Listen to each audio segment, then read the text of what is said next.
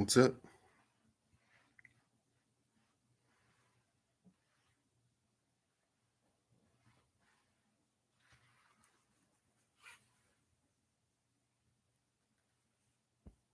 Oh, you have?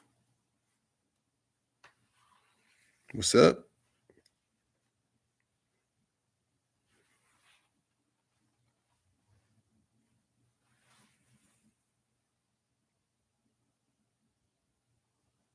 Cool, cool.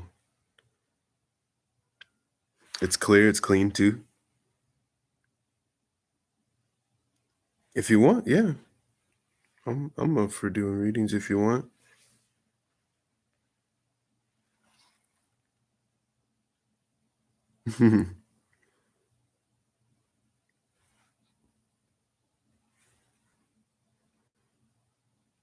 Yeah, seems like this camera is working pretty well.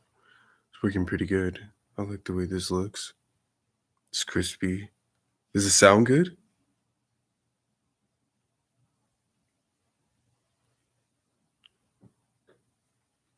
Send it, damn.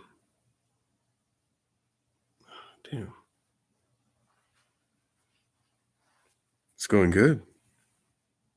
Awesome. That's good to know.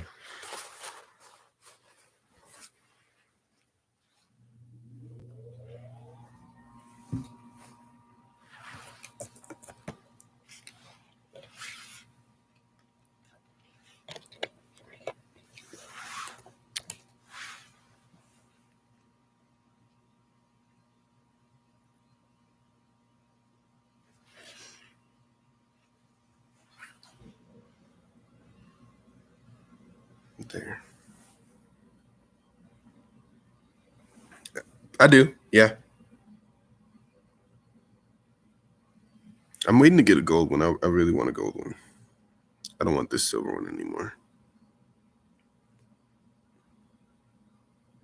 Yeah, I have the same Instagram. You can message me on there. Damn. Yeah, you guys are right. This camera, this mic does work very well, and I can even see the controls over here too. What's good? How you doing?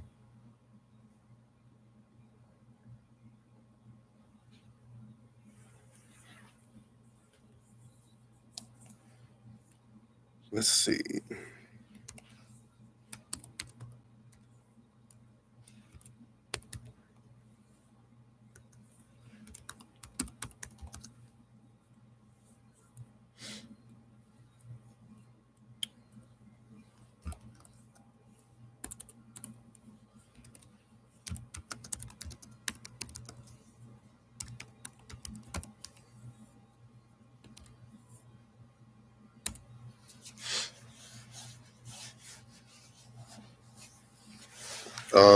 For me right now, um, I'm my practice has been fucking crazy. Especially because I've been working more closely with familiar magic, like working with familiars and stuff. And yeah, it's been fucking nuts with them. They're cool, but it's taken me some getting used to, with full blown manifestation and stuff. Like these particular familiars are kind of unhinged. It's cool, don't get me wrong, but it's gonna take some getting used to.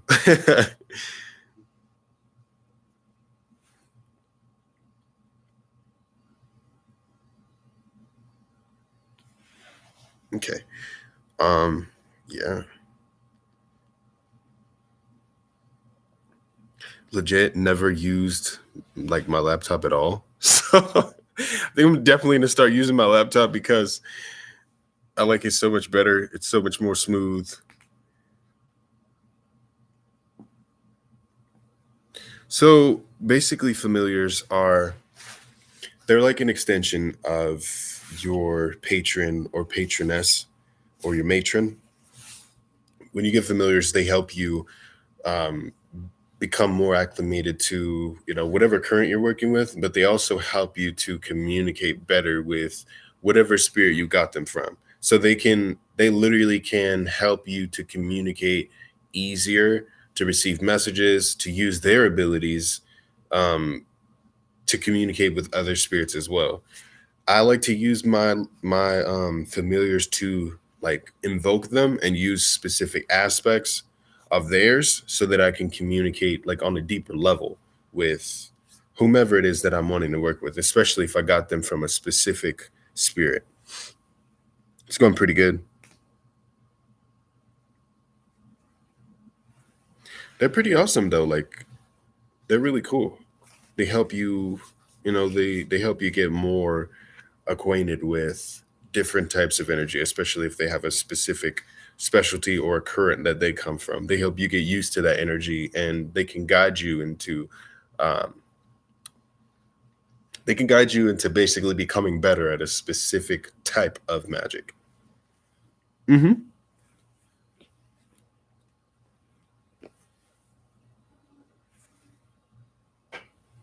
For example, for me, I work very heavily with necromancy, so my familiars are um, familiars that are strongly connected to the death current. Damn, get it, big cuz.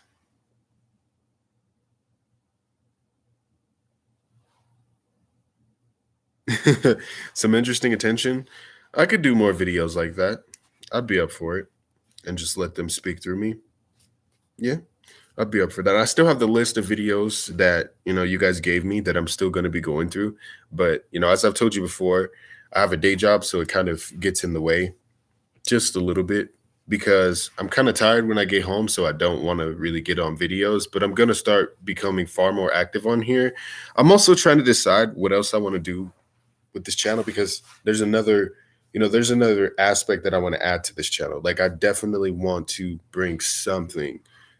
Um, I'm not exactly sure what because I do play a lot of VR games. So I was thinking maybe I'd stream like VR games or upload like little small videos on here. Like this could be an occult channel, but also have games on here.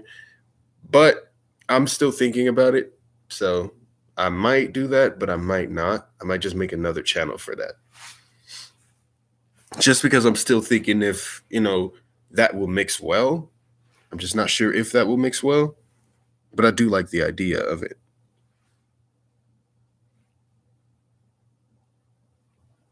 I can definitely do more channeling videos. I like that kind of stuff. It's pretty fun though.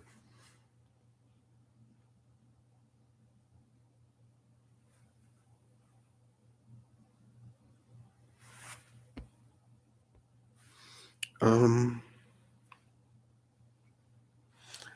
so right now I'm just playing, I mean, I could play some like story-based games like, you know, I have The Walking Dead, Saints and Sinners. I've not really played much of that.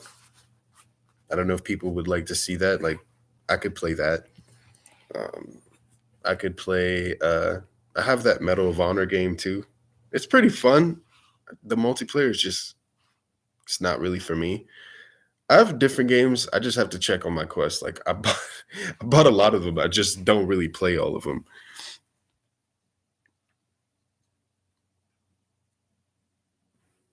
Yeah, that's Lilith. She's cleaning herself.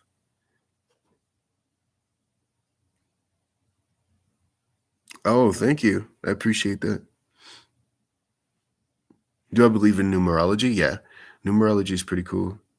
Have I seen Hereditary? Yeah, I've seen Hereditary. You would like to see more of my casual side? Yeah, I could do that. Okay. Okay. So you guys wouldn't be like opposed to it, if I came out with like putting content on here or uploading videos of me playing games. Yeah. Yeah, I know. This camera does look like a really good improvement. Um, just never used my laptop, honestly. And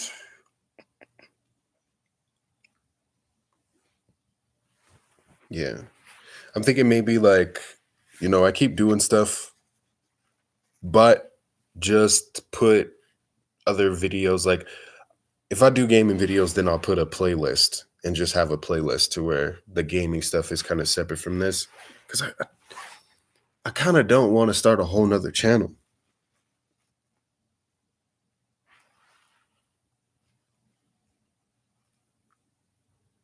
Have I worked with Hathor? Yes, I do. I've worked with Hathor in the past.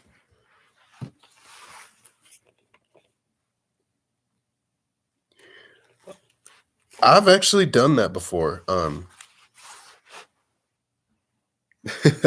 Awesome. I appreciate the support.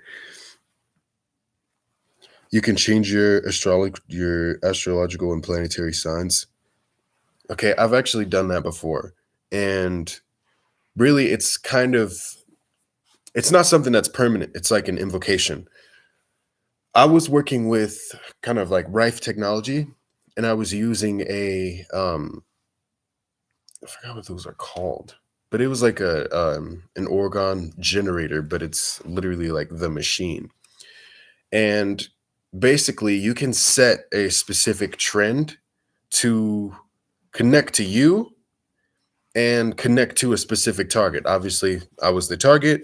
My trend was set to Taurus because I wanted to utilize the drive of a Taurus, like um, their work ethic, their organization, their focus.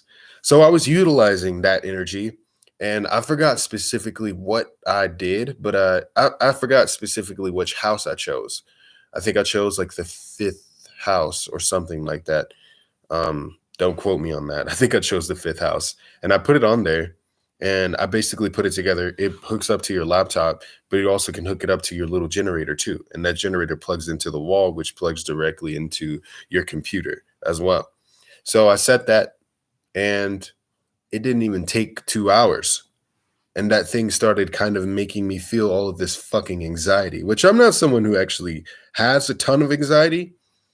So it was completely different than what I usually act like because I'm a Pisces. So being someone, I mean, yeah, being someone who's, really calm, usually just goes with the flow. I'm very chill to shifting to that energy of having this huge amount of anxiety, pertaining to my work, pertaining to, just all of the energies that were coming from this specific trend that I set.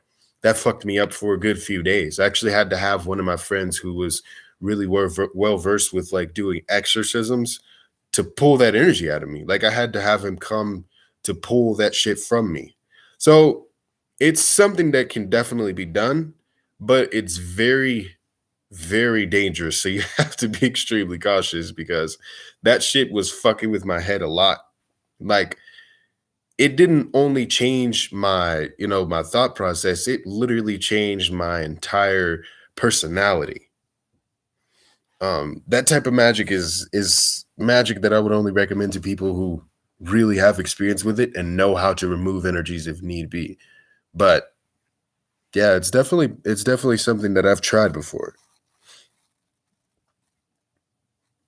I have to check.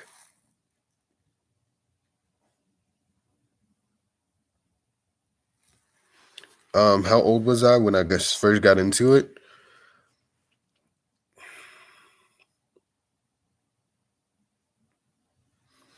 Well, I've always had a strong connection to the energies of death in general. It's really all my life. I first started taking it seriously when I was probably about.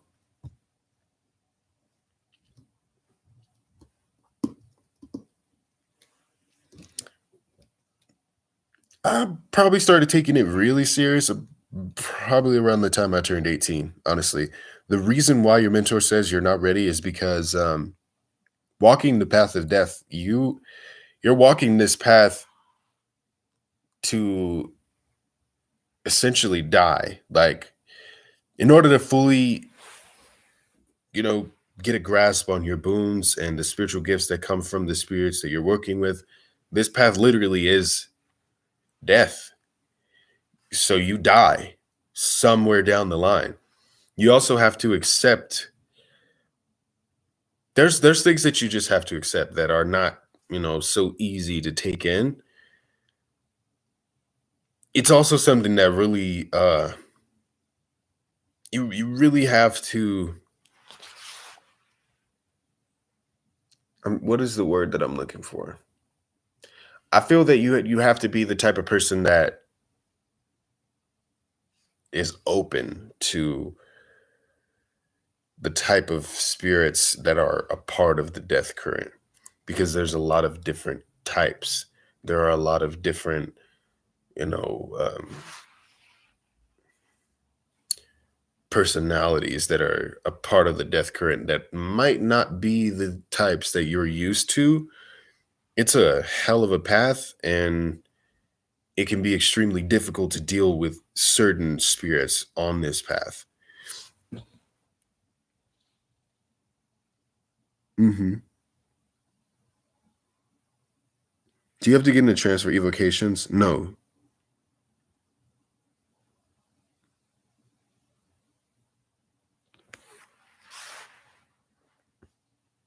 Have I ever had an experience with that? I'm not even gonna lie to you. I don't know what that energy is. I legit don't know what that is, but I no. I've never worked with it. I've never worked with that.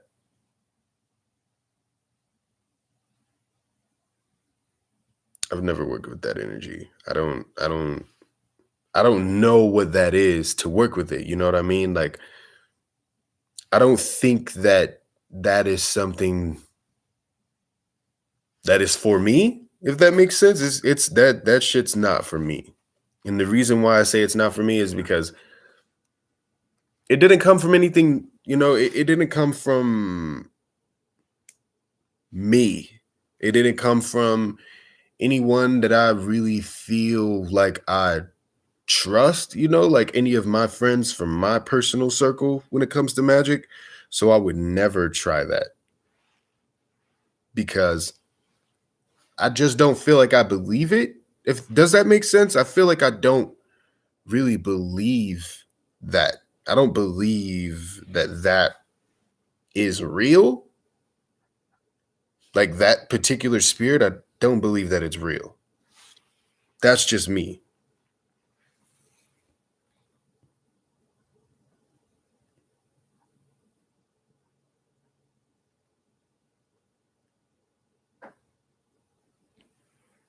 Thank you.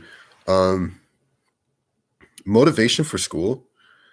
I would definitely say because right now I'm working with Malthus for motivation, not for school, but for continuing getting up, working out, getting out of the funk that I was in. I would definitely recommend Malthus because he's like on it, like you on it. You evoke him and you tell him exactly what it is that you want help with when it comes down to your, specific um your schedule, and he will definitely help you a lot.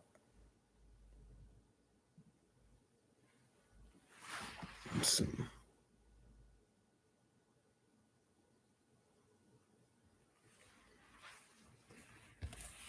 Sorry, I was reading a message.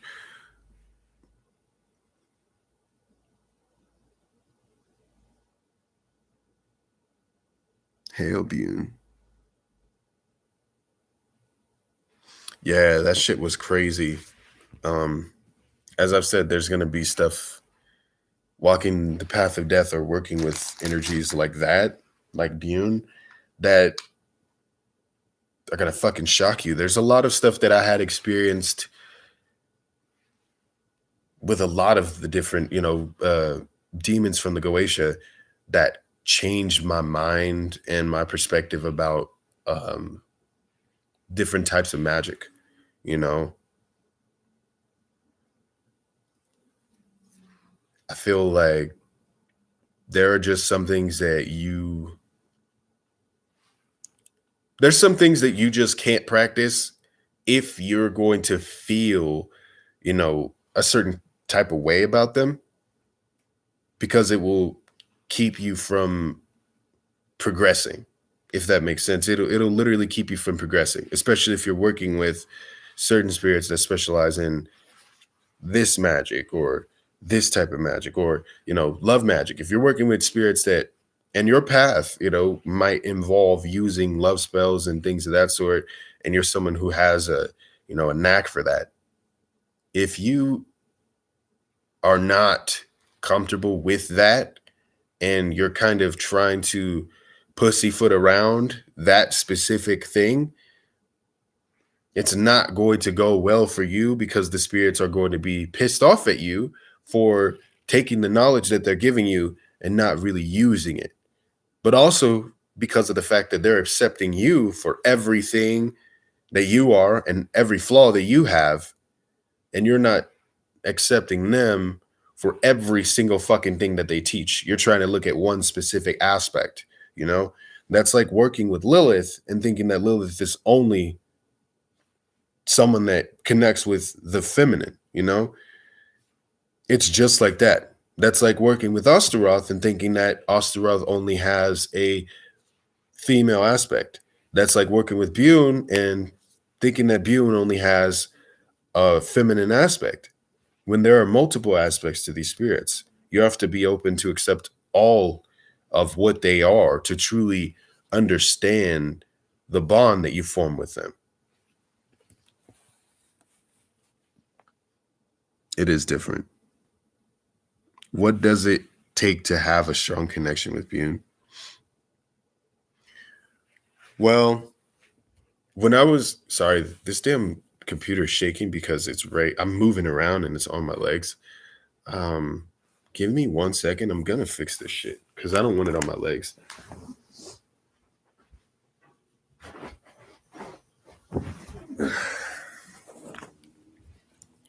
That's so much better.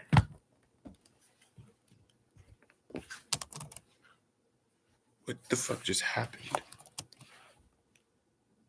There we go. Okay.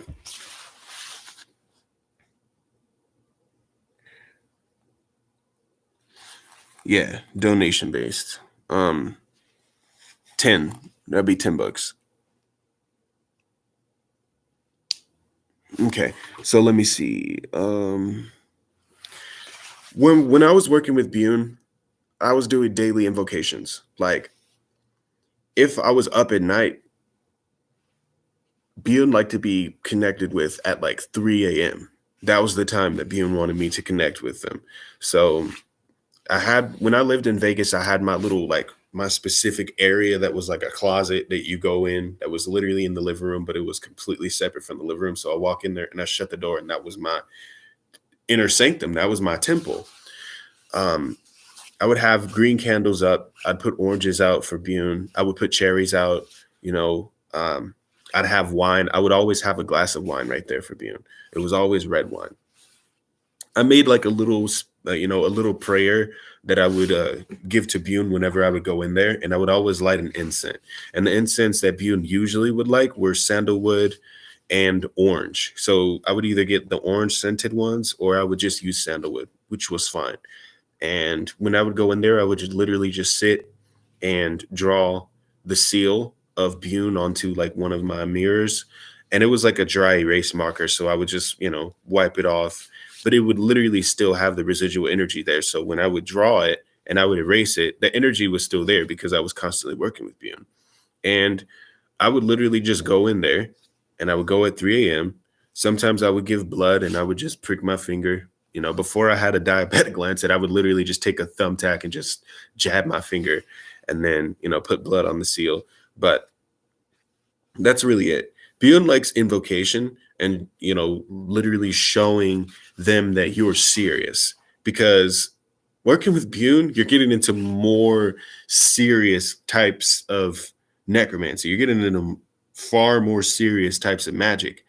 And there will be aspects of Bune that you might not really understand if you're not someone who's open-minded, because there's some shit that I've seen and worked with and learned from Bune that were very there's some techniques that were really iffy to me, like when Bune was teaching me about utilizing and feeding the forgotten dead and bringing them forward from the mirror and literally legit calling them forward from the mirror and feeding them negative thoughts or feeding them energies from yourself that you didn't want. And that was like a form of grounding that Bune taught me. It was fucking insane, but it was very potent and it worked. And it was a really good way to, uh, form a bond with energies that were literally forgotten. And when they're more nameless and forgotten, they're more, they don't really have restrictions as to what they will do. They don't really have things that they won't do. So if you're more of a, extreme type of necromancer and you're into some, you're into more of the darker shit when it comes to necromancy, the nameless and forgotten are the types that will really, you know get the job done, if you know what I mean. Yeah, it does. um you could do, I want cash app if it helps, because sometimes YouTube will take my fucking money from here and it annoys me. Whereas Cash App, it doesn't really take as much.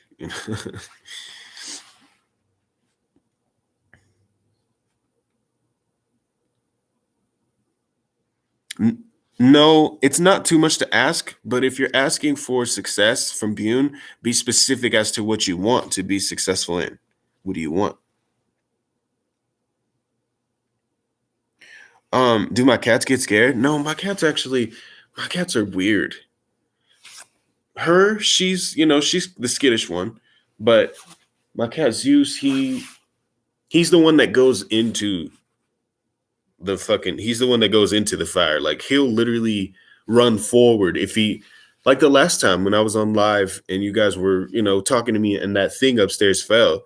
He ran upstairs to go see what it was when she was just right here standing next to me because she was scared. They're like total opposites. Yeah, I have Venmo. Yeah, you can send it in Venmo too. Um, I believe. Awesome. Awesome. 88 JL. What question did you have? What question did you have? I got your I got your Cash App right now. Yes, I still have Venmo.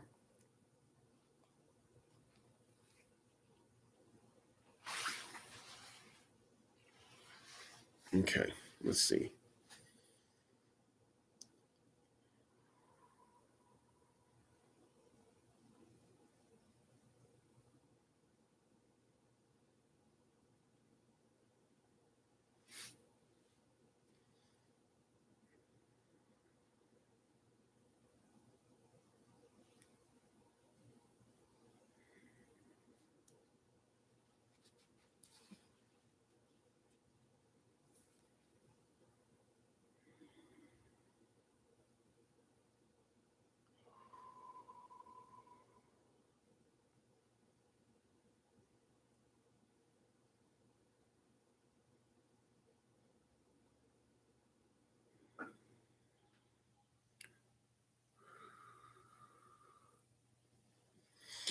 So what I'm hearing is that so what I'm hearing basically from Lucifer 88 is that when you're going into rituals, leave everything at the beginning of the ritual. Leave everything at the beginning of the ritual that you think, so that you can let go and get the results that you're looking for. Because I feel like he's saying that you keep questioning things too much. Do you feel like you're not getting the results that you want, or are you doubting? Let go of that doubt. Try and really clear yourself as much as you can.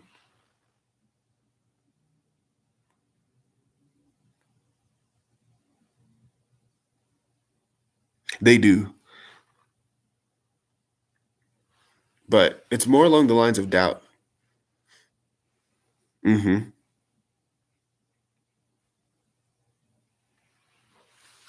Whatever you do, try your best to let go. And even after ritual, what I like to do, like if I feel like I'm going to, yeah, if I feel like I'm going to I'm going to be thinking about the rite too much, then I'll pick something up and just distract myself. So, like, say I did a ritual and I just went really hard and I let it all out in that ritual, right? Then I'll just get on my VR headset, or I'll go eat a sandwich, or I'll make myself something to drink, or I'll go crack a beer open and have a beer. Take your mind off of whatever you just did so that you can let that manifest. When you forget about it, that's really when the energy will be able to build up more because you're not thinking about it. You're not putting anything into it that will involve any kind of doubt pertaining to that situation or the outcome.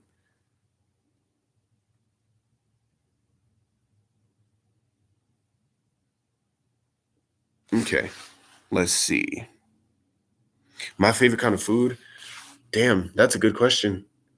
Well, there's a chicken and bacon. There's like a chicken, bacon, and ranch pasta that I like to make. That definitely easy became my favorite. Like Jupiter loves it too. I'm actually about to make some today. That's probably my favorite food right now. Yes, yes. Just let it go. Awesome. I just saw. Let me see.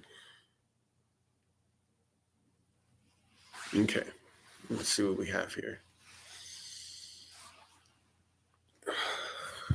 No.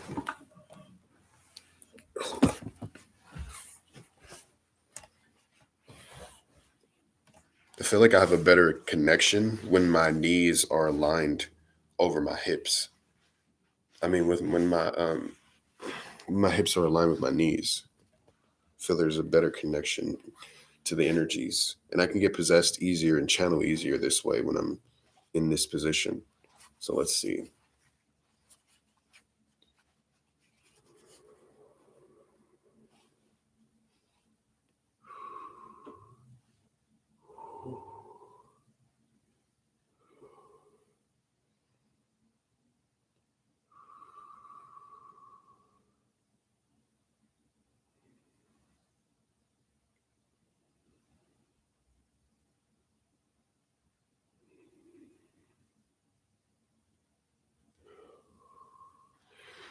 So, so CJ, interestingly enough, um, you do have energies of Buer that are around you, and you also have energies of Sarath that want to work with you for sure.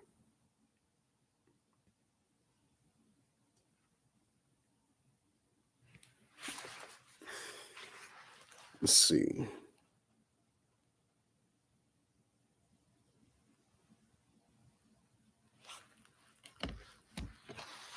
Let's see.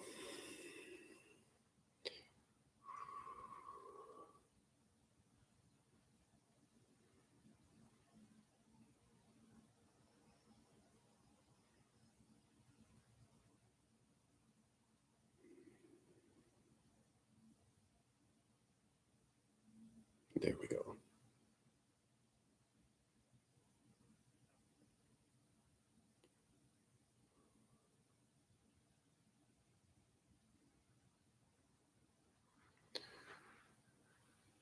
Okay. So here's what I'm seeing. I'm not exactly even sure why I'm seeing this, but what I see for the offering that you ask pertaining to Behemoth is a black candle, but the more of the longer pillar candles and a green cup. There's like it's like a dark green cup. That's what I see. So a dark green cup, one of those black pillar candles, and blood anointing that candle. I feel like that's a really good offering. But that's specifically what I'm seeing.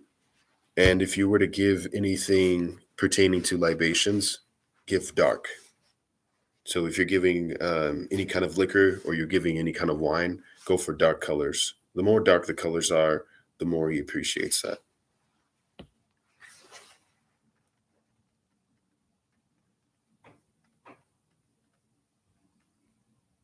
That's for you, Dank Wizard. Honestly, I just see green. Like I just saw a green cup or a vase, or I don't really, I didn't really, I don't really know specifically what that was.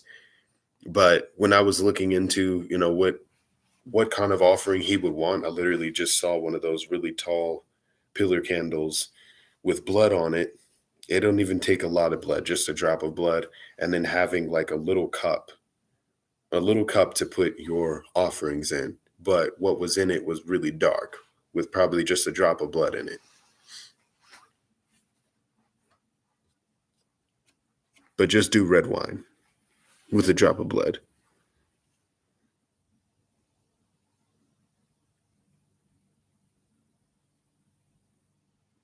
Thank you.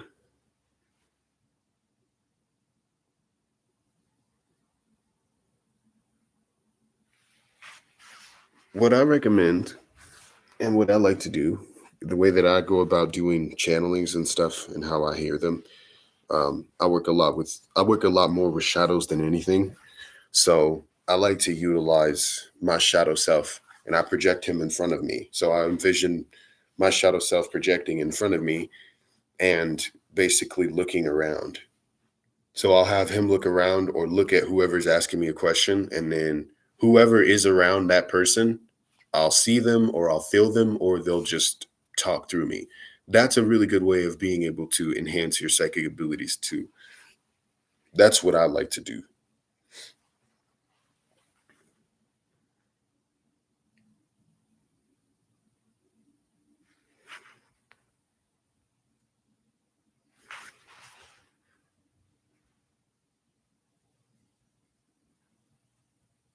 Also, Cap, if you do invocations, invocations are what's going to give you the ability to hear them better, especially if you're doing invocations nightly or daily with that specific spirit that you're wanting to work with. The more that you do invocations with them, the more it's going to be easier to communicate with them. The more it's going to be easier to have those messages delivered to you.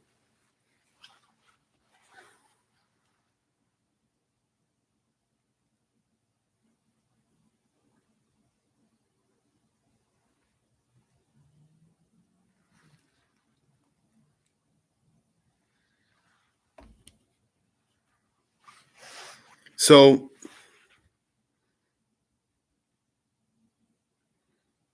okay, let's see.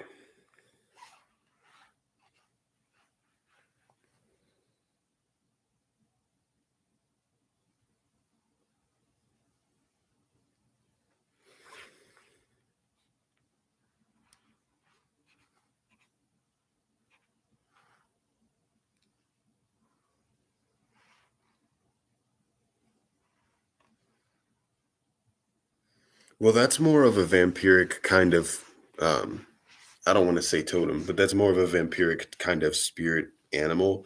So from what I'm connecting to, it more so feels that, it more so feels like it's time for you to start embracing your vampiric aspects more, maybe moving into psychic vampirism as your next state.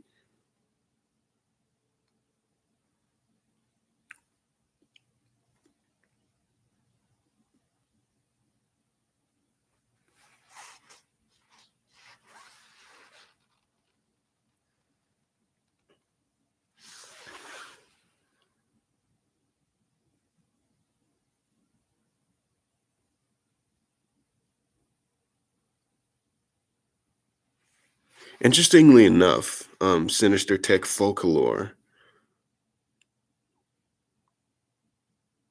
that's specifically someone that wants to work with you. So you can work with Folklore likely for that, or you can work with Lucifer for that. Lucifer's really good with helping activate the Kundalini energy as well.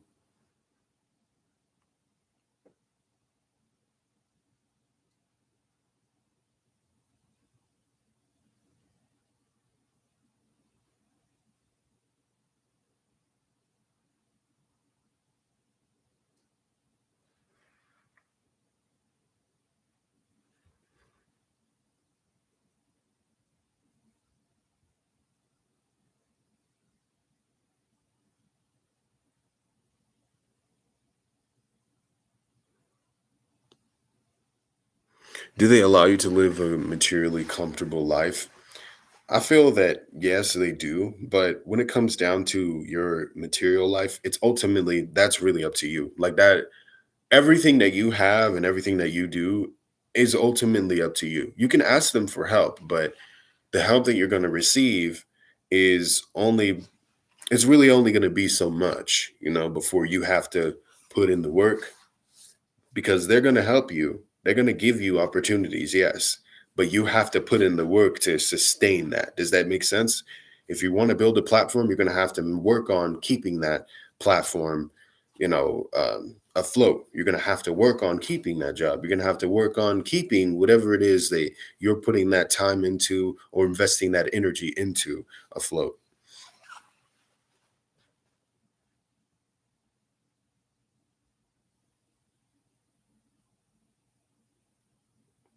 Do I ever have trouble sleeping on full moons? No. Actually, in fact, I knock the fuck out when it comes to full moons. But I try not to, when it comes to full moons, because those are very powerful days, especially when working with the type of magic that I work with now, especially in the Temple of Measure. I work a lot on full moons. Like when it comes to doing rites, empowerments, especially work with familiars.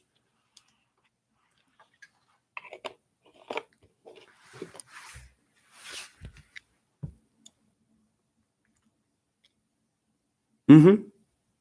Hmm. So I try not to sleep on full moons like as early because I like to just get rights done that I've been waiting to do when it comes to full moons because there's only some that I can only do on full moons.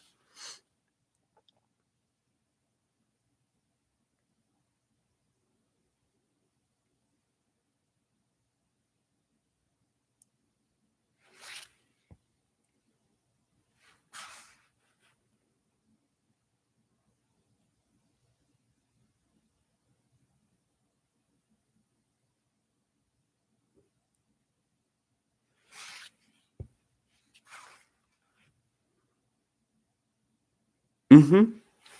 Do some rights, do some empowerments, on yourself, or do a meditation. Go outside or go do a walking meditation. It's gonna only be, empowered from there when it comes down to, doing that work on a full moon.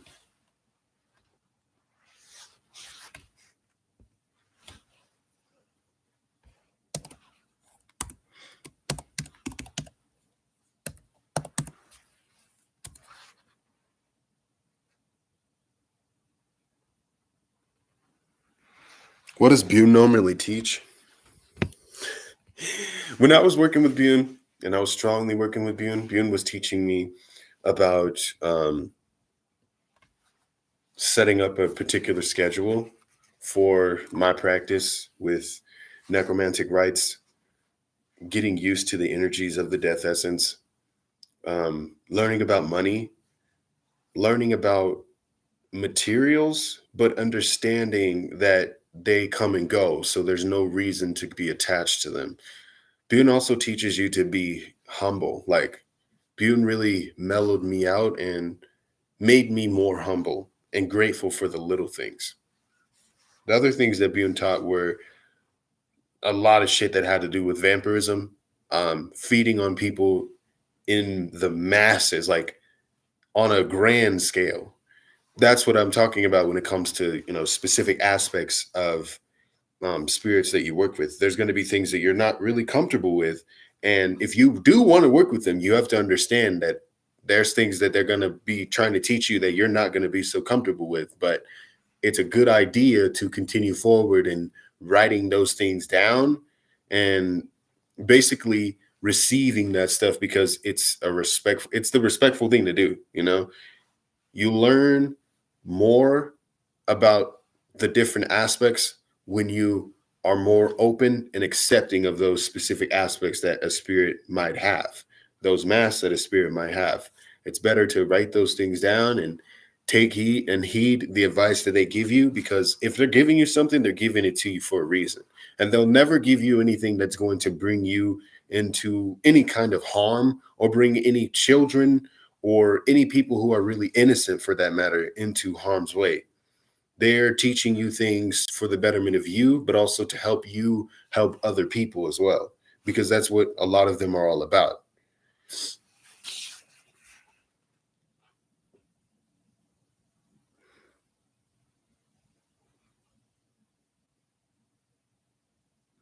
Those are two aspects. That's why. Those are two aspects. There's one that is more modern, and then there's one that is more ancient. Taking dirt.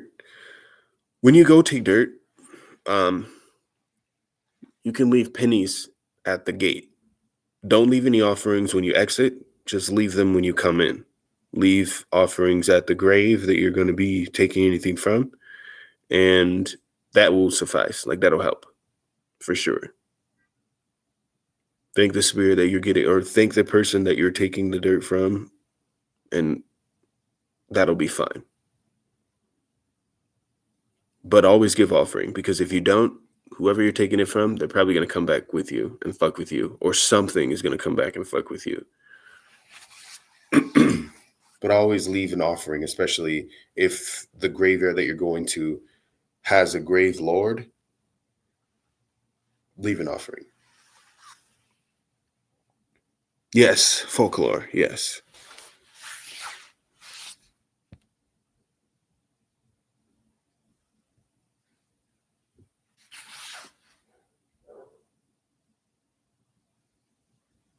FOCOL.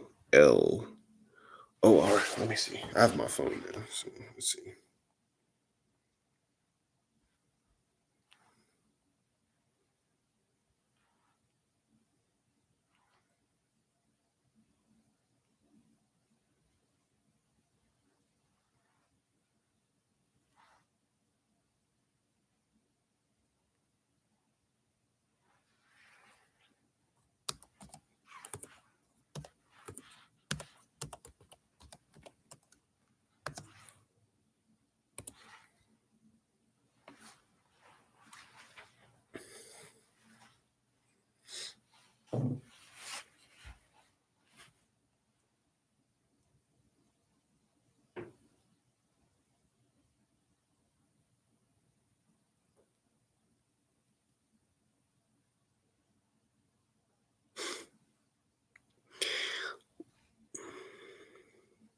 When it comes to Nama,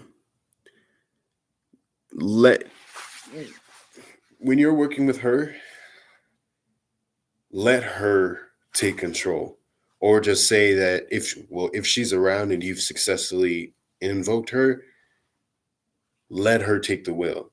Honestly, that's what I recommend. If you're working with her, let her take the wheel, or tell her you give her permission to work through you, speak through you, or whatever it is that you're wanting to do when you work with her. It's best to go about it in that way. But you also can, when it comes down to your fears or whatever, Nama's the perfect one to call to when you want to get rid of those anxieties, those fears, those energies that you feel you can't really push away from. You can invoke her for that and tell her you want to invoke an aspect of her that helps you to get rid of that specific fear or to face that fear.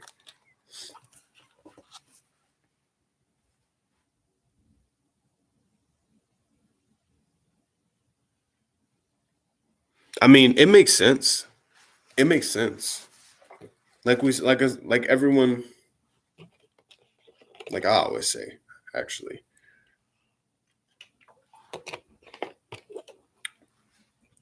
There's all sorts of different masks.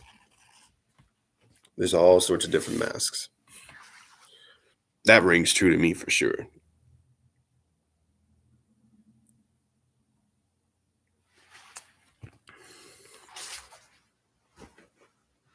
My legs hurt because I've been working out, so I'm about to sit down. Okay. You're working with the world spirit, Sun Talak. What would be a spirit of money and wealth that I would recommend? Um, Belphegor, Paymon, Hajinti. I am, yeah, I'm doing pretty well. Osteroth, Lucifuge.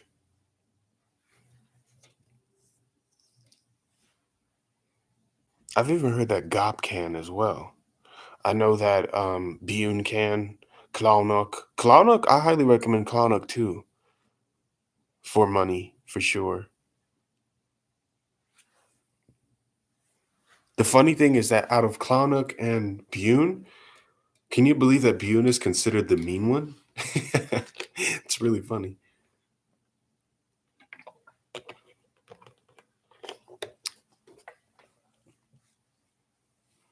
I am doing well. I appreciate that.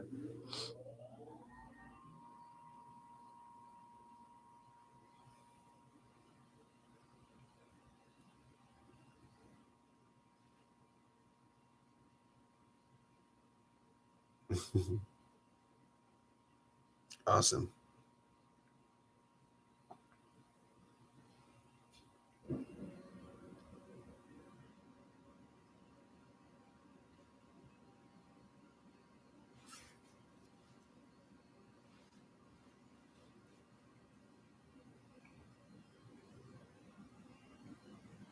No problem. Have I ever explored any of my past life memories? When I don't really know how to do that, but when I was working heavily with Anubis and Isis, yeah, I was having experiences of past lives, and that shit was scary.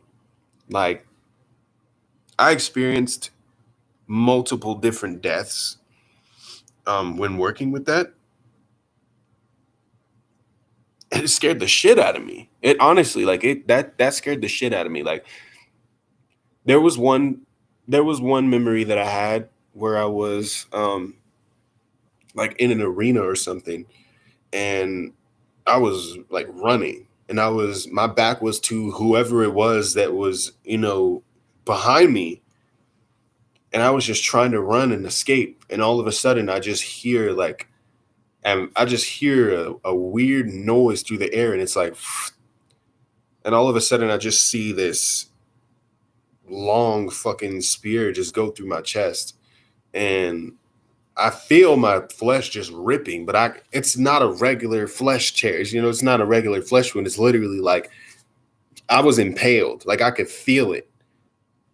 Throughout that entire experience, I could feel that shit.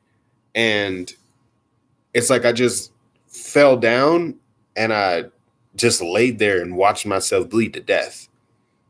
Honestly, that's one of the first memories that I had me really afraid of blood. Like at first I was very afraid to see blood and to work with blood because of that fucking memory. Like I literally watched myself die after I was impaled. So I fell over, the spear went into the ground, and I'm just laying there watching my blood just pour out all over my hands, all over my palms, on the ground, and it was just pooling. And then I died. That was one particular experience of a past life that fucked me up for a while. But having that experience and seeing it, that woke me up. Like that not woke me up, but that kind of made me more it made me less fearful of blood, being able to actually see the reason why I was so fucking scared of it in the first place.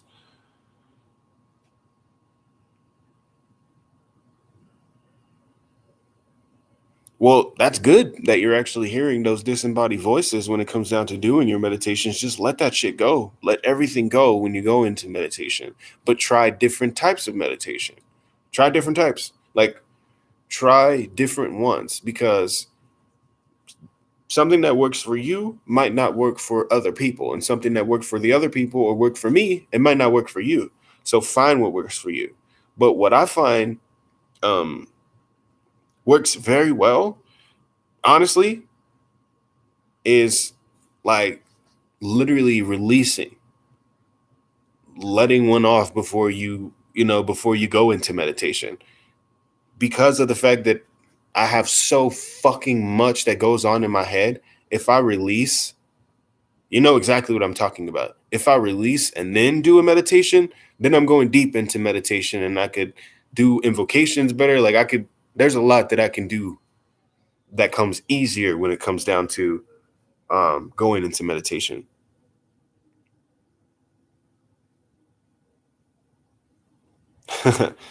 That's awesome. It's funny that you say that, because Bune and Paymon, like when I was ending working with Paymon and I started working with Bune, they weren't getting along. Um, I don't think there's really anyone else that does not get along, you know, with Bune from my experience, because I know Osteroth got along with Bune. I know that, when I was working with Balberith, Bune and Balberith got along. Everyone else from the Goetia didn't really have a problem with Bune, but they fucking they had a lot. Like, I don't know what that beef was about, but they had a lot of tension when it came to working with both of them together. They didn't like to be around each other for some reason. I don't know. Yeah, clearing the chakras, exactly.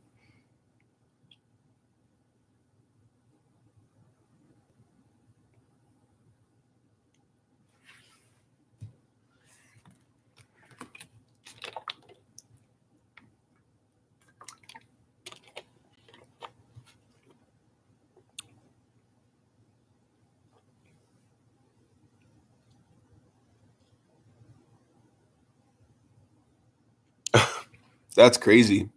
That's a lot to take in. That's a lot.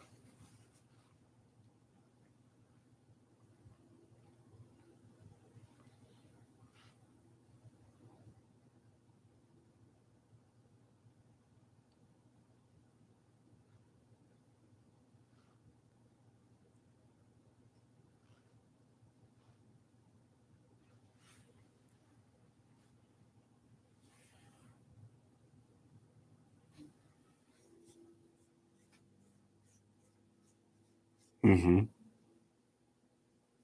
Build their solar body. That's an interesting question. No, that's actually my first time hearing about that.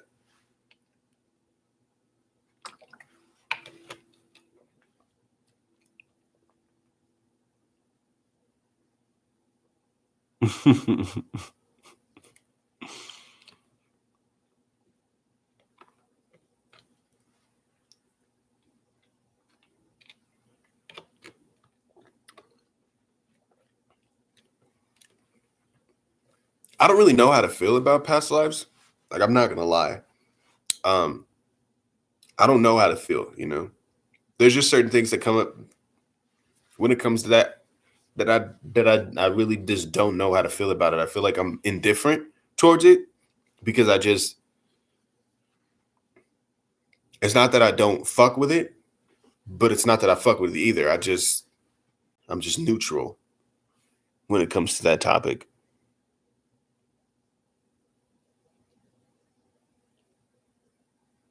Brother Panic, Brother Panic. Um, no, I haven't. That's new.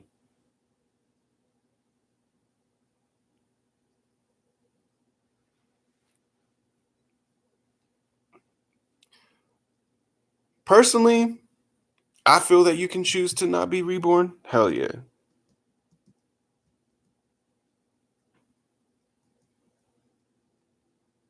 What's up? How you doing?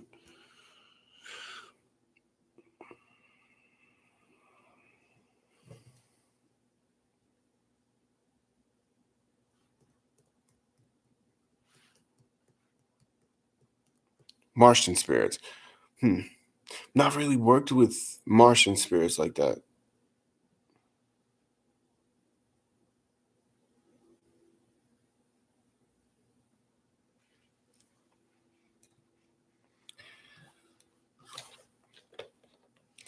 I don't, I don't recommend anyone working with the Fae unless they really are in, unless they really know how the Fae get down, and you have someone who is a ruler over them, who is a part of that particular court that you're trying to connect to, because they will fuck you over forever. Like, they will fuck you over permanently. So trying to connect with the elves is something that you should only do if you're working strongly with the Fae and you understand how they are. Because that shit is dangerous.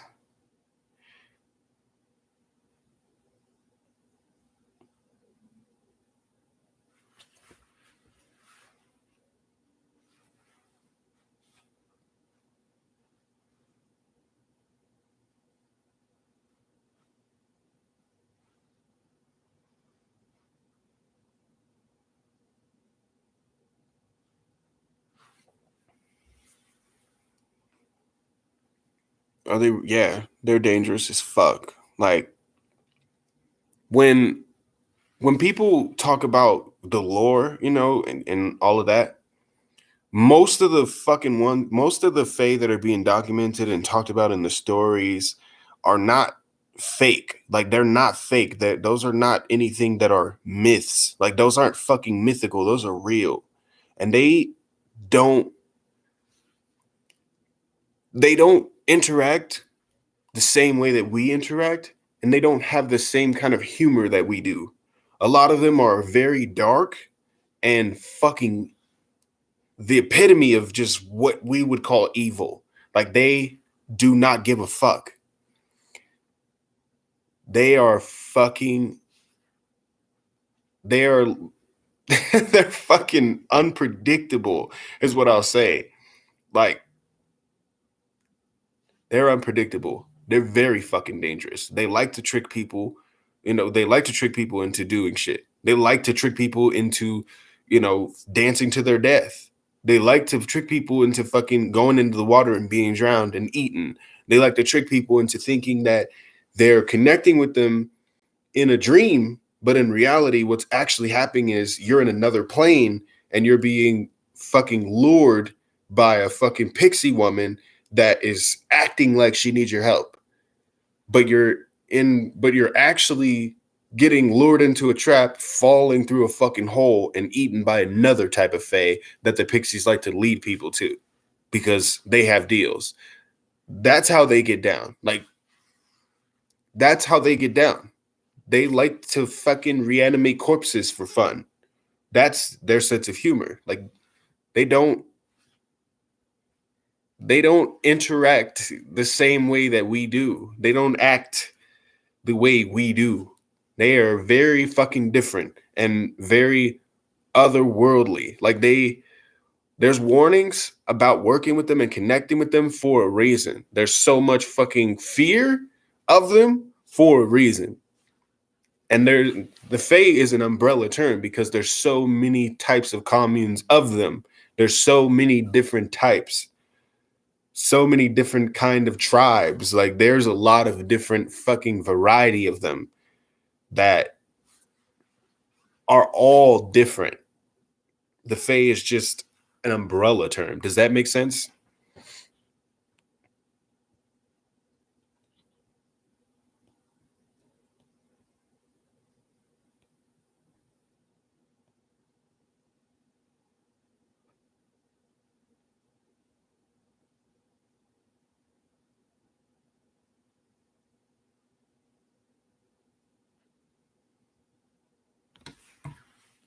Yeah. Yeah, they don't play. Yeah, they like to trick people. They like to fuck with people.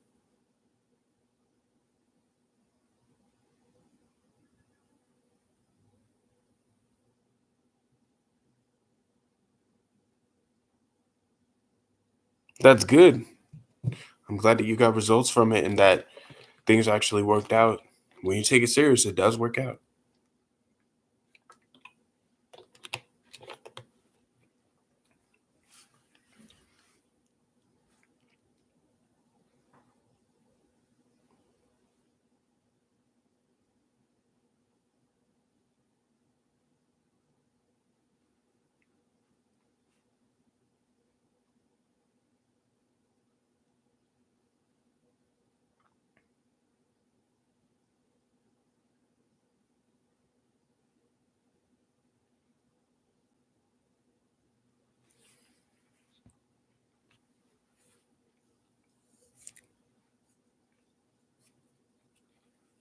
If they have ancestral deities around them, hybrid soldier, you might not want to fuck with that. You might not want to fuck with that.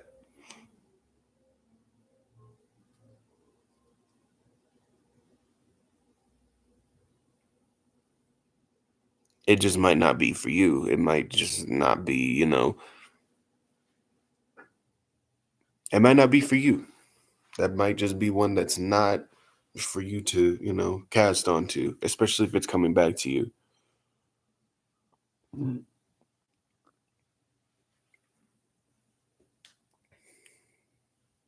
What's my goal?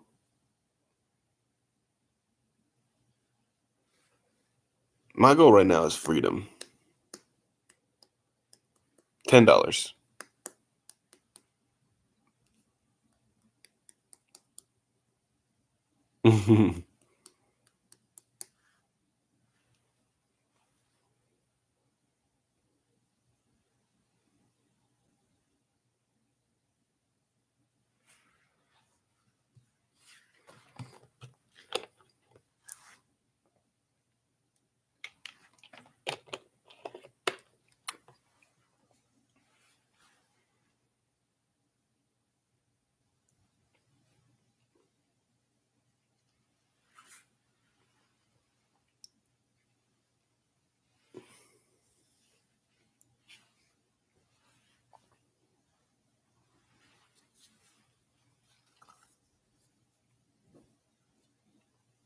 Lucifuge, Rofocale, Pazuzu, Ostroth, especially Balberith.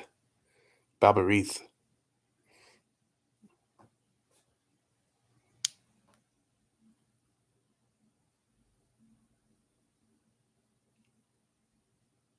Yeah, that's a good suggestion, Ain. A really good suggestion.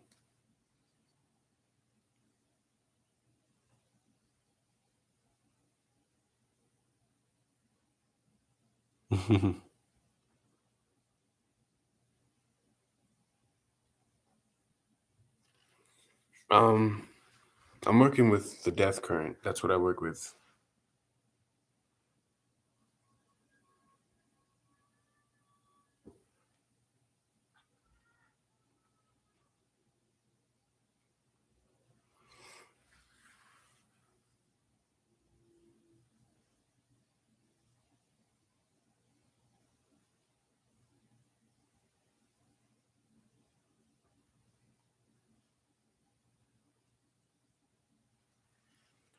No, freedom, just freedom of it all, Freedom to express myself the way that I want to express myself. Freedom to practice the magic that I practice without having people look at me like I'm fucking crazy. Working with the Death Current is not some shit that it's really not the type of fucking magic that people are used to. So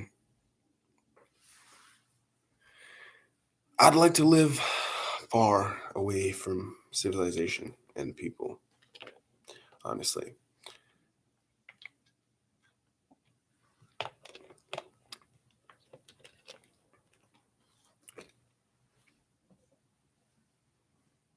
Especially especially when working with the Fae.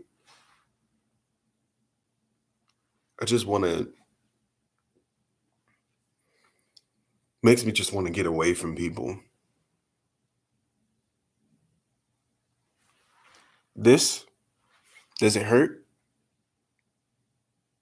No, it was an interesting feeling. Like when I got it done, it it felt like if my flesh was burning. It felt like my flesh was burning, honestly. That's it, like slightly for a few seconds, and then boom, it just got put through. This hurt more than these, though. These didn't even hurt. I did. Yeah, I did. I closed my eyes and just squeezed them tight so that when it went through, she told me take a deep breath. But also, it hurt a little more because this is a 14 gauge and not a 16. Usually people just get a 16, but I told her I wanted to get a 14.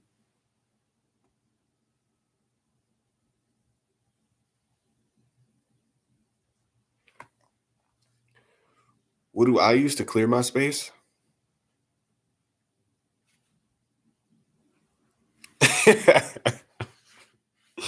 I have I have I have death familiars that I use for that. And I let them just eat and attack whatever is around here that doesn't need to be here. They take care of that shit.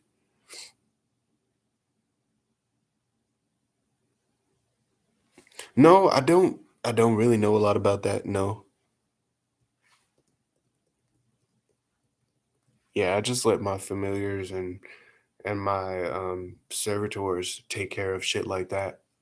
Like if there's anything in here that doesn't need to be here or any spirits that are here that don't belong here, I let my legions just take care of it and they handle that shit. It's fun to them. On issues you're having?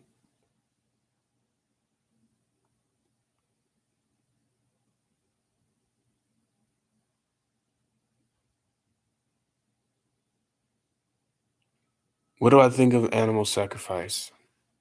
Here's what I think of animal sacrifice. Some people some people frown upon it. Some people don't.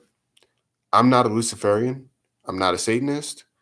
I'm not I'm not anyone that belongs to any of those orders. So my opinion on animal sacrifice is completely different than them. I'm all for animal sacrifice. I'm all for sacrifice, just not human sacrifice. But it really depends on the setting and the types of spirits that I'm working with when it comes to those kind of sacrifices, but also the types of animals. But I'm open to it.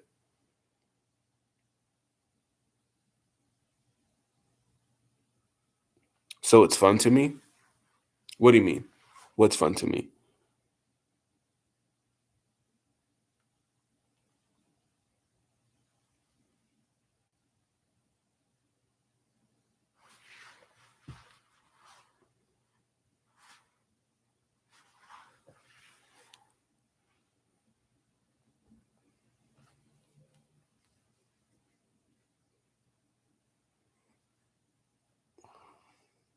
If you want to open up and transform your energy centers, that's a really good one to work with.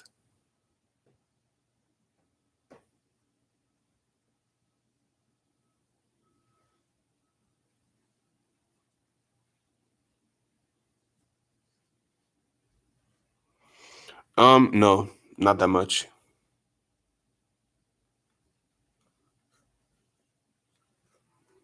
He's I haven't really been working with him, no.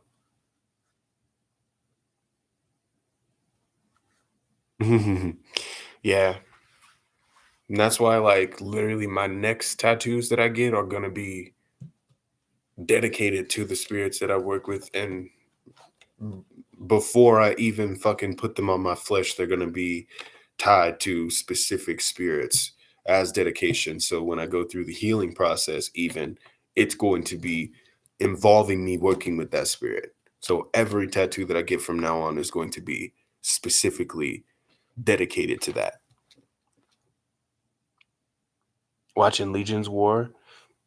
Mm, no, I just feel like when I have my, with my legionnaires or with my familiars, that's what they're for. They're there specifically for that reason. That's why you have them. You get them for protection, but you also get them to help you with certain things that you might not have a basic grasp over. They give you a better understanding and another perspective of things, and they help you to connect deeper to whatever spirit you got them from in the first place. But I use them for my protection. Hell yeah. As everyone should.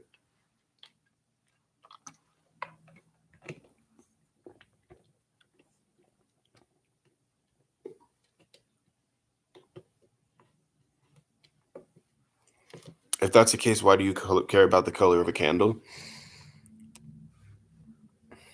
There's a really awesome video that I would recommend you go watch. And it's called Sacred. Um, Let me find it real quick. But it's about the colors, the the origin of the colors for certain spirits, their offerings, all of that. And it's a really good video. And it was made by the EAGM of the Mejrai. I really think that you should watch that video. Let me see. Here's what it's called.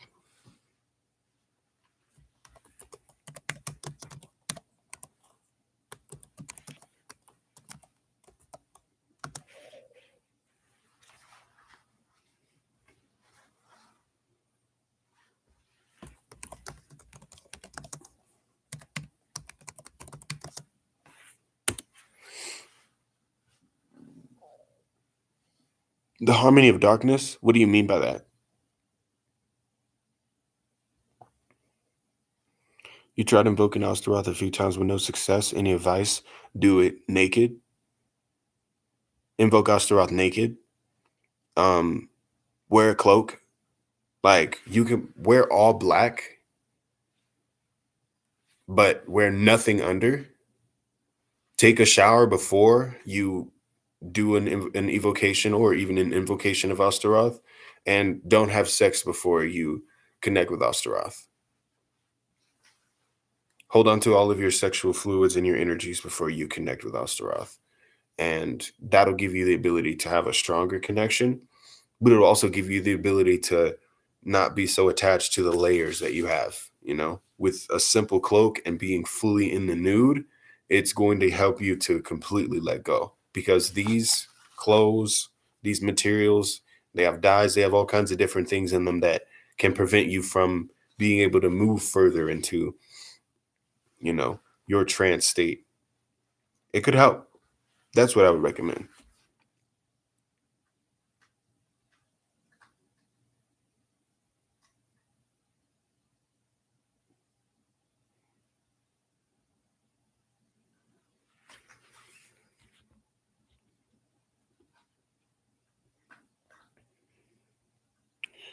The absolute harmony of darkness. The primordial waters.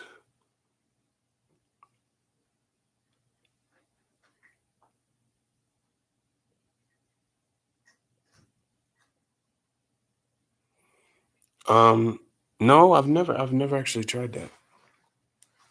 Hold up.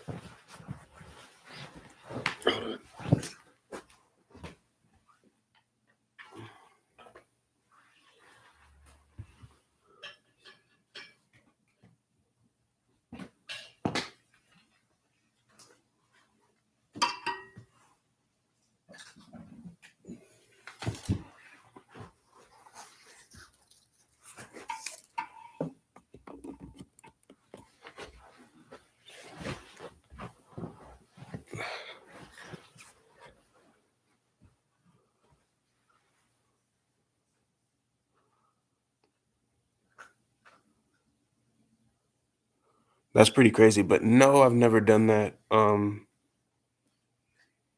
I've stayed up more than 24 hours, when working with the energies of the dead, because that's a lot of what we do.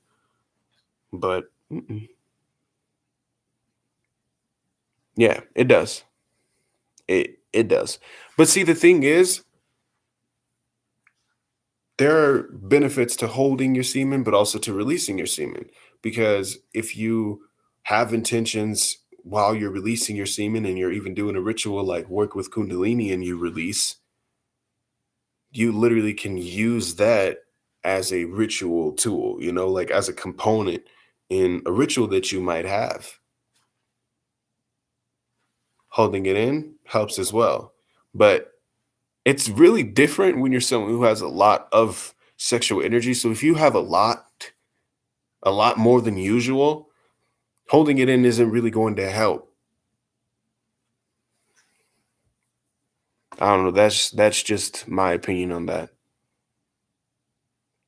But it does make your intention stronger, yeah. I feel like it's equally as powerful either way it goes. It really depends on who you are and how much of a fucking sex drive you have.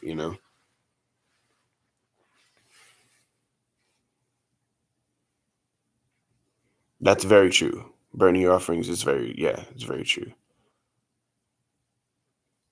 Burning vodka, yeah. I mean, like you can spray vodka, yeah.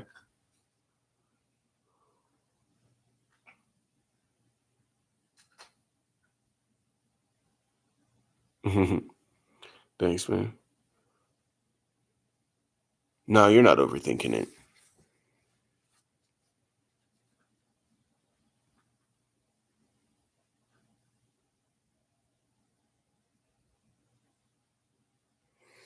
Um, Really, it wasn't anything that had to do with like any kind of spiritual experience. I just took like a DNA test and went and looked into it and found it in that way. Um, but it definitely I feel like what I had connected to strongly. I never really like looked into any tribes or anything like that. But what called to me, especially even more so after the fact that I found out about that, was the Orishas. When I agree, would you say? Yeah, that's true. Would I recommend working with Lucifuge? I recommend working with Lucifuge if you're someone who understands who you are, because Lucifuge likes to play games. Like he likes to fuck with you. He likes to play tricks. So if you are, someone who knows who you are, you know yourself, then yeah. But also when it comes to work with Lucifuge, you have to understand that Lucifuge is not going to be someone who's extremely nice. You know, he's not extremely nice to you. He's not going to be patient with you either. So he's the type of energy. If you're working with him, you're either going to shit or get off of the pot because he doesn't fuck around, and he can be very hard on you, but that's just how he is. It really depends on who you are. That's what I feel. But for me, I had heard from several people that have worked with Lucifuge before I had worked with him, talking about their experiences with him, and my experiences were very similar, especially when it came down to the way that he motivates you or the way that he talks to you. He might talk to you in a way that is kind of offensive, you know. Um, really just pertaining to like what you're doing, your progress, things of that sort. He's going to acknowledge you in a completely different way than Astaroth would acknowledge your work, than, you know, than how Bureau would acknowledge you, than how Lucifer himself would actually acknowledge you. Like Lucifuge is going to talk to you a completely different way than they would talk to you. He's also going to be it's going to be a lot more, aggressive. Like I don't know, he just has a lot of aggression when it comes to him like addressing you, especially if he respects you. He has a lot of tough love that he gives you.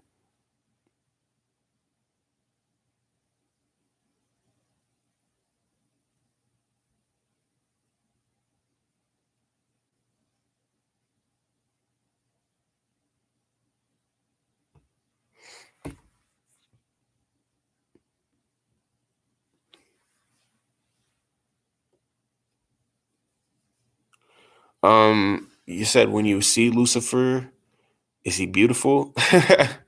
Is he like a 1 out of 10? When I see Lucifer, the only times that I've ever actually really seen him, um, were basically in manifestations of like the man in the suit. Like he would wear a white suit. Lucifuge would wear a black suit with a white tie. Lucifer would wear the white suit with the black tie. Like they look like that to me. They're twins, but they're just the total opposite of each other.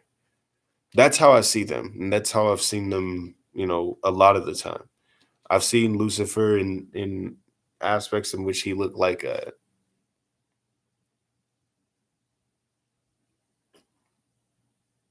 kind of like a minotaur, if that makes sense. I've seen him when he looked like that, but there's only been one time that I've seen him like that.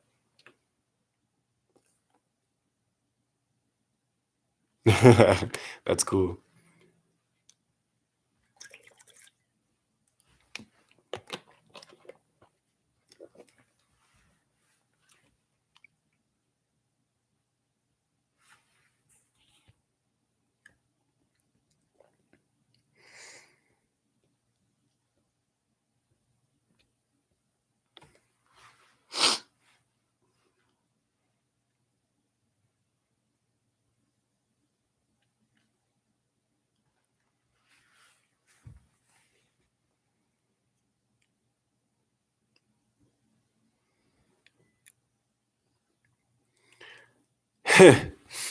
He could help, he could help you, but it is dangerous to work with Lucifuge.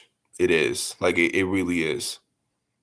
Just because he likes to test you, he likes to push you, past your limitations. Get out of there. Get out of there. Now. Now. Go. Sorry, my cat's getting into stuff he shouldn't be getting into. But he can lead you into things.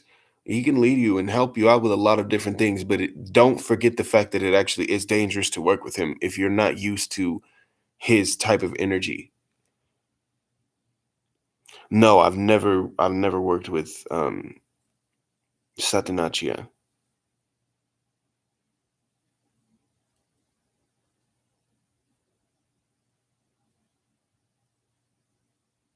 He would make you war with him? That's crazy.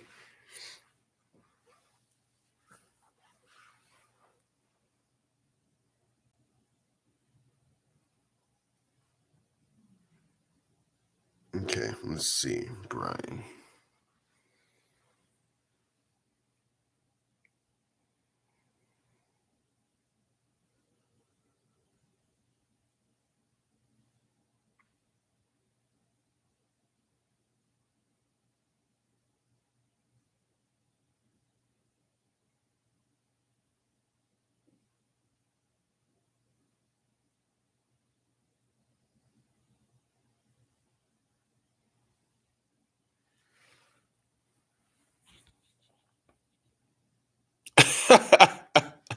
That's fucking hilarious. That's funny. Um, that's some funny shit to open my eyes to.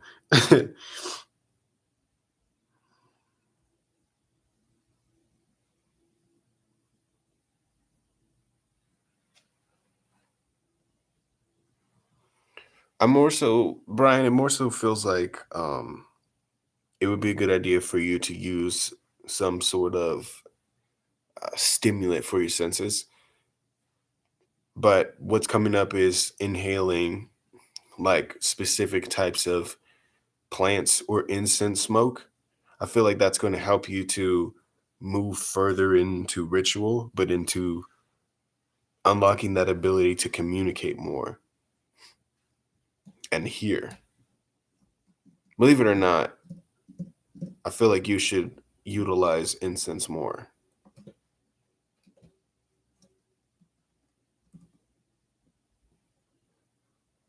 More sweet flavors, like apples, strawberries, things like that.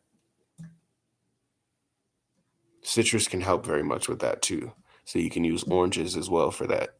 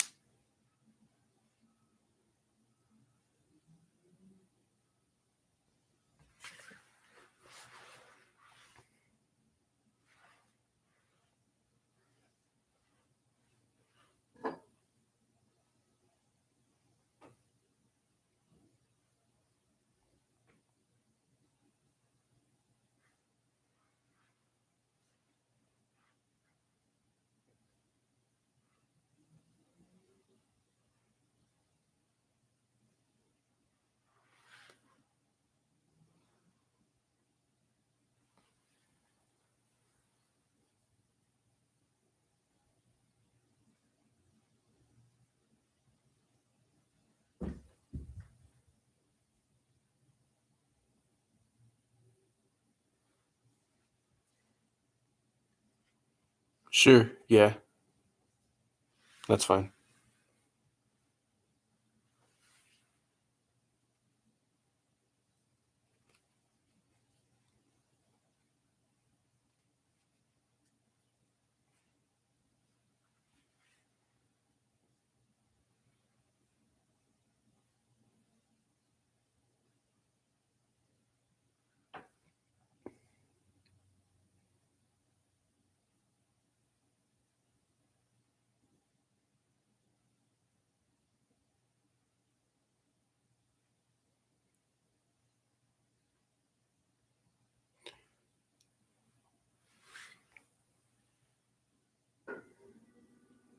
There's another one around you, but they're telling me to be quiet. This one wants you to find out who they are. Yes, I've heard of ancestral appeasement. Yes, I have.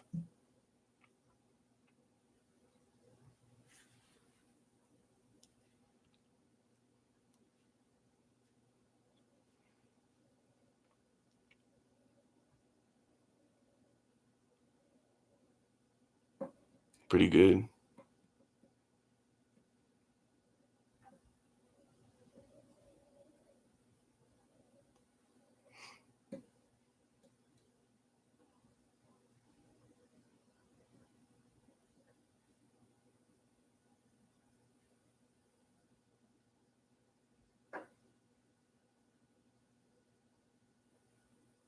It's donation based.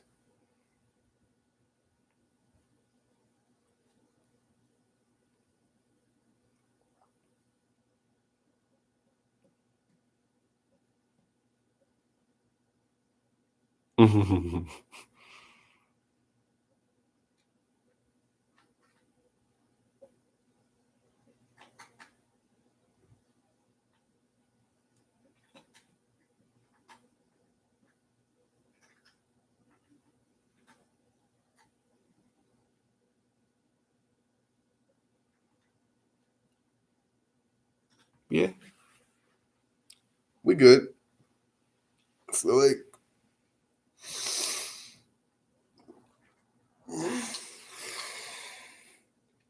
yeah, we good. Pretty happy.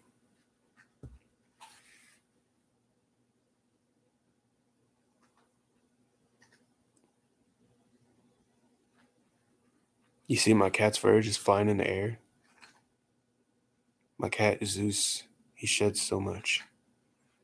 And we brush him and everything, and he still sheds so much.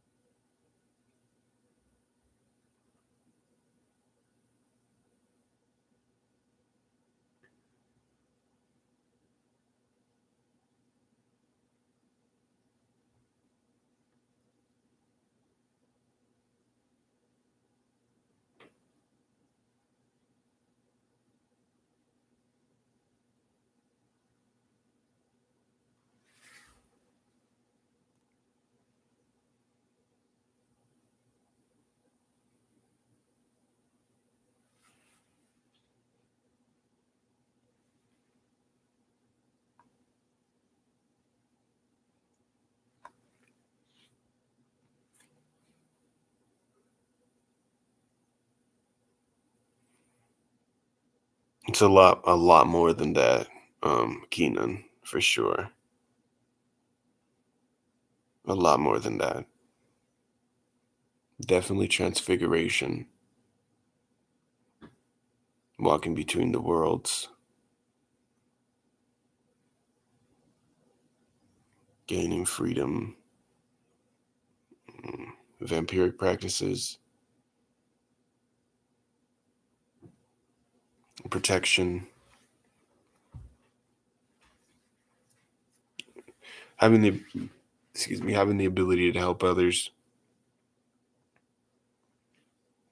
But the end goal is most definitely transfiguration for sure.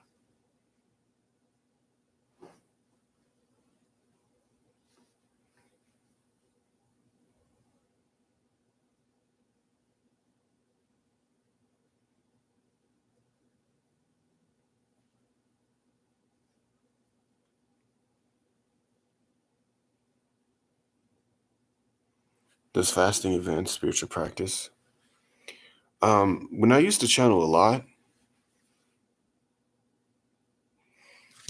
to channel a lot, um, and I would channel stuff for people back in the days, probably when I was in like high school, I would fast. I would definitely fast um, for the entire day up until I had, the ritual that I was going to be doing, or up until I had the reading I was going to be doing to bring forward the spirits, and definitely, it would definitely help a lot, especially when I cut back on meat, just for the day and just drank water. It helped a lot. Like the spirits could come through easily. I could let go easily. Going through pain by will to experience pleasure. I think it's really awesome. There's specifically a tower in the Temple of Meijurai that is dedicated to just that.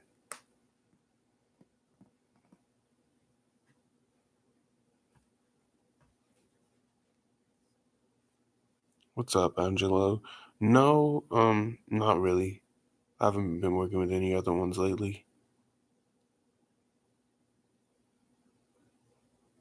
I've been having some crazy fucking dreams though.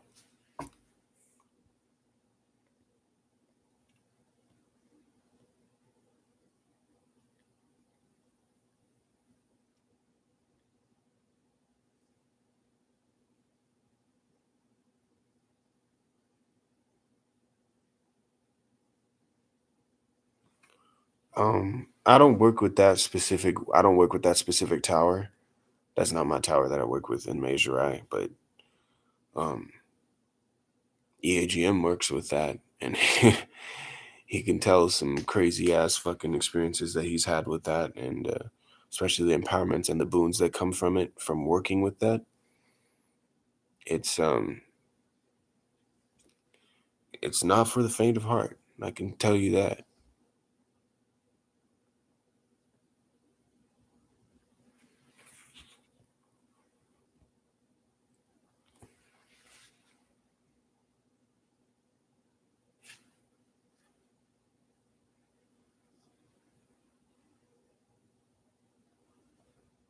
I can't tell you.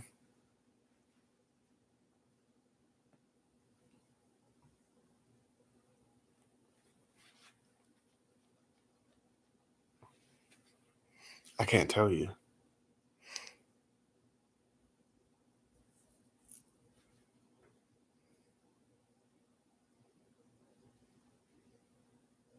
Like they literally, when they came up, they were like this. I was gonna try to describe who they were, and they just told me to be quiet.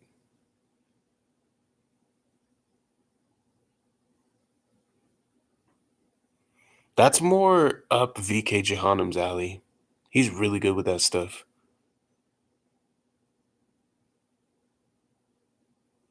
The Tower of Pain.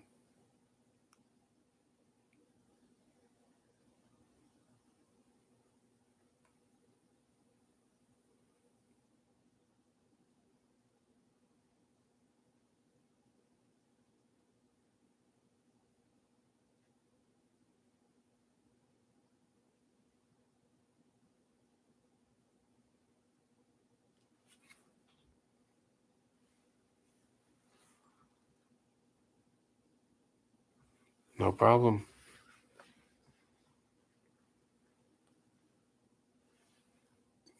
No problem.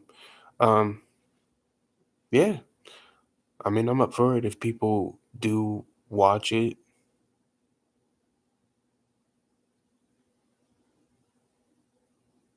Okay. I have no problem with that.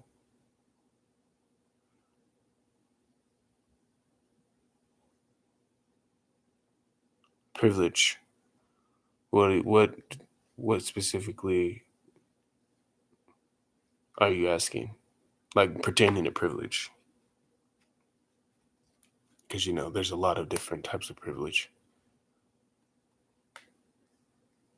Like privilege of the spirits, privilege of, race, like what particular thing?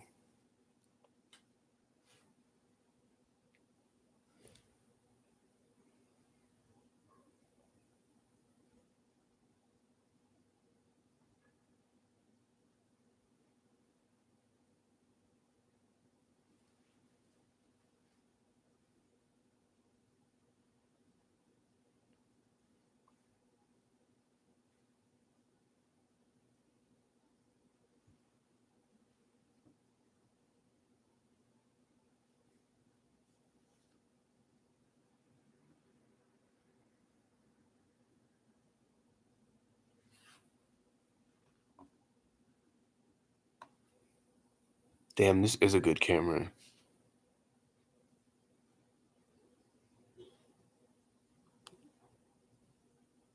I hate when I just have one lone fucking blemish right in the center of everything. It's annoying. But everything else has been clearing up. Looks nice.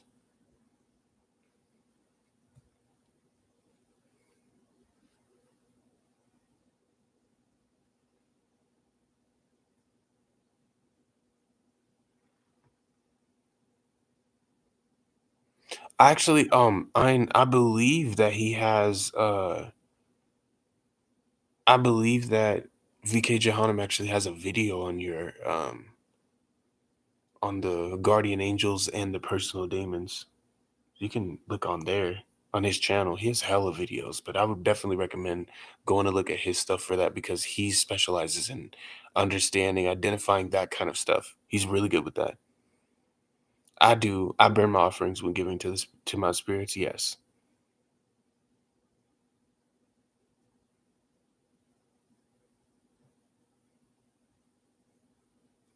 Any skincare routine? Um, I just really cut back on a lot of sugar. Like, don't get me wrong, like that shit'll just if I was continuously consuming sugar, like say I did it for the next 2 days, I'd literally have multiple fucking blemishes. Like my skin will only be clear if I cut back on sugar and leave that shit alone. I just wash my face. I try to do it like twice a day. Oh, that's cool. But yeah, I try to wash my face like twice a day. Um, what is that we use? I forgot, but my girl has some stuff that she does, and she got it for me, and it's pretty awesome. And that's what I use. I have to look at what it's called because I literally forget the name. But it's not too much. Like there's not too much of a regimen. I know we use like rose water on our face and stuff, and I like the way that feels, and I like the way it makes my skin feel too. His path readings are not super expensive. I know you can go to his website.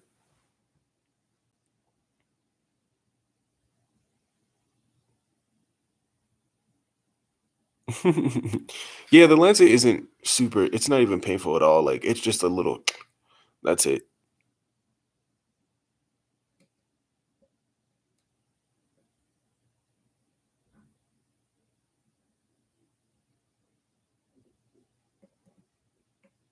Okay, you said privilege. Privilege. Do you need to pick a side? I mean, it's ultimately up to you. Like, do you feel that you need to pick a side? Because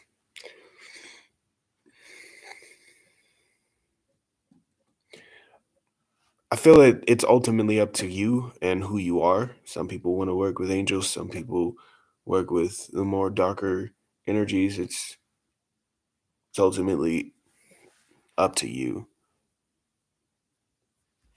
But is there war? Yeah, there's definitely a fucking war for sure.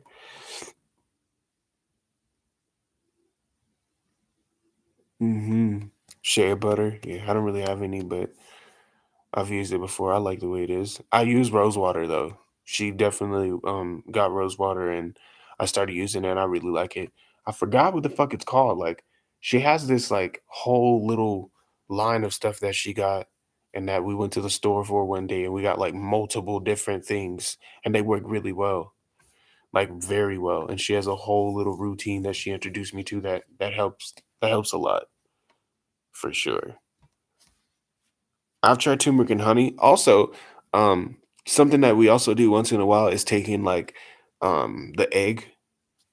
We literally take the egg whites, before it's even egg white.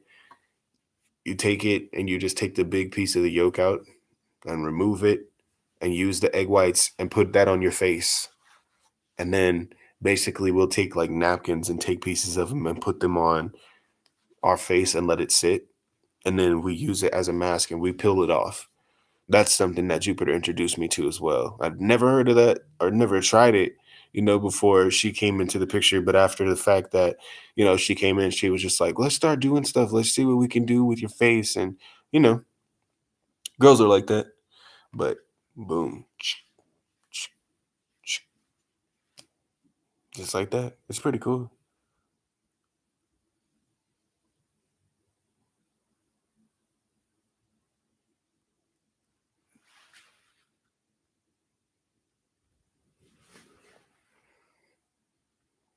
Yeah, lenses don't hurt. And then if you feel like you have fear of that stuff, then you can literally invoke a spirit to do that. Like if you're gonna do any kind of ritual or bloodletting or anything like that, and you want to, let go of that fear or become possessed by something to do it, you can do that too. How much do I think about it daily? 1 to 10. I would say it's probably like a 30. Like I'm fucking obsessed. So I think about it all day, every day. I think about my practice all day, every day for sure. Like all day, every day. Oh, that's dope. 88. That's pretty dope. I'm obsessed with it, Cap. Like for sure. Like I think about it 24/7. I think about it when I go to sleep. When I go to sleep, I don't even have normal dreams. I'm always connecting with the spirits. Like I'm connecting with the spirits 24 fucking 7, 25/8, 48. Yeah. Like 48/9, whatever the fuck you want to say. Like I'm always connecting with them.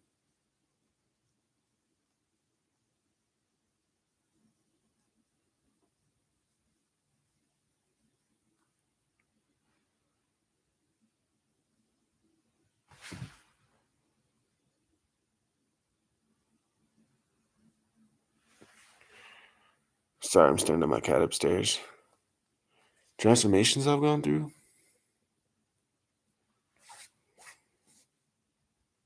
Hmm.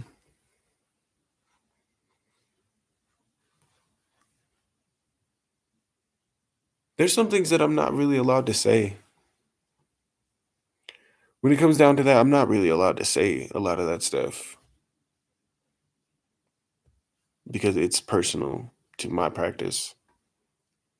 I talk about some of the stuff, but most of that stuff I literally just kind of scratch the surface when it comes down to those things just because I don't want to get on the shit end of my patroness or with any of the energies that I work with pertaining to the Fae. So I keep that under wraps.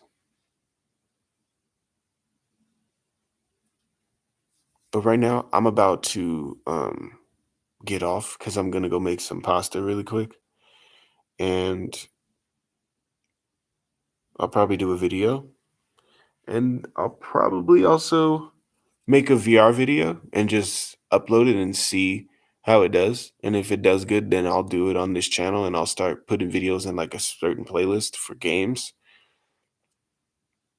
I'll just see how it goes. But I'll talk to you guys later on. I really appreciate you guys. Oh, there it goes.